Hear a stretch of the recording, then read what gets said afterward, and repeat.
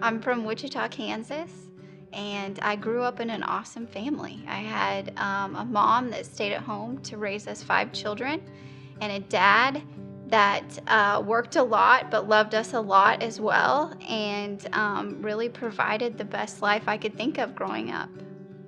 I met Lance. I actually moved into Edmond, and the girl that lived next door to me happened to work for Lance, and we all went out one night. And his pickup line was, "You're cute. What's your name?" We fell in love really quickly, and something I'd never experienced before. And 7 months after we met, we got engaged. She took me to Machu Picchu, Peru, and proposed, and we had the most incredible time together. And then we didn't. When Lance told me that he had a problem with taking pain pills, and I'd had no experience with that whatsoever. And so my idea was, hey, give him to me. Throw him away. And we'll get over this and we'll move on and we'll live happily ever after like we had planned all along. Nothing has brought me to my knees like this addiction did. We checked into a medical detox. And watching that moment of him completely out through a glass-paneled wall, watching his body just shake as the drugs came out of his system, was bigger than me. First of all, the addiction process taught me what addiction really is. And it changed the definition. Because to me, addiction was always, somebody that's living under a bridge, doing whatever. It's not people that look like us. And it stole a lot of happiness, and it stole the man that I loved. My life was unmanageable because I chose to put this disease and this person in front of everything else. And so I realized after I saw Lance get clean and have therapy and treatment that I needed the opportunity to have the same and to work through those scars and to have the opportunity to live whole.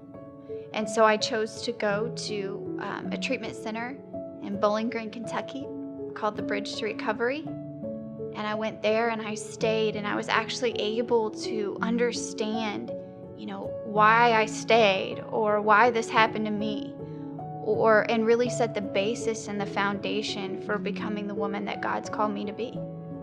So slowly but surely, we cracked the door to, a friendship becoming something more. And I got to go with him to churches and listen to him preach on Sundays. I had the opportunity to, hear the dream of Hope is Alive. I got to hear the nights that he would call me and he was writing his book up in his parents' upstairs. And I got to tour the first house with him before he rented it. And so, we were a part of each other's journey. As Lance and I started to come back together, God did something really crazy in our lives. And I do my daily devotionals every morning and I type them on my computer. And one day, I just typed out what would look like a women's program for Hope is Alive. I copied and pasted it in an email, and I sent the email to Lance. And that day, he said yes, and our women's program was born.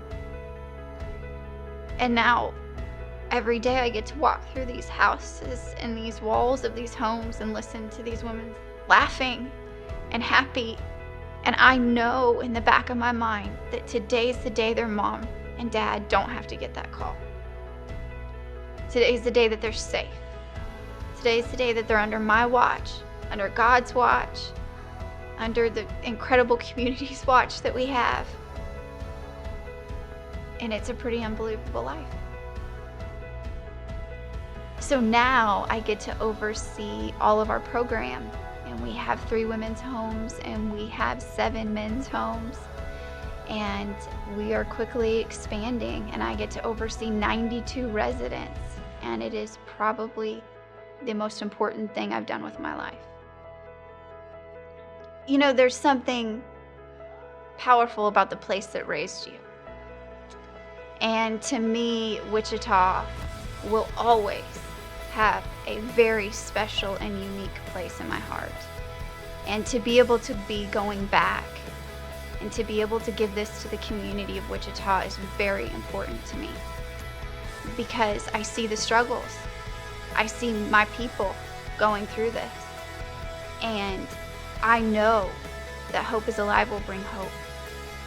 And we can make a small impact on a community that has done so much for me. Today, I am immensely grateful for the story God has given me. My name is Allyson, and this is my story of hope.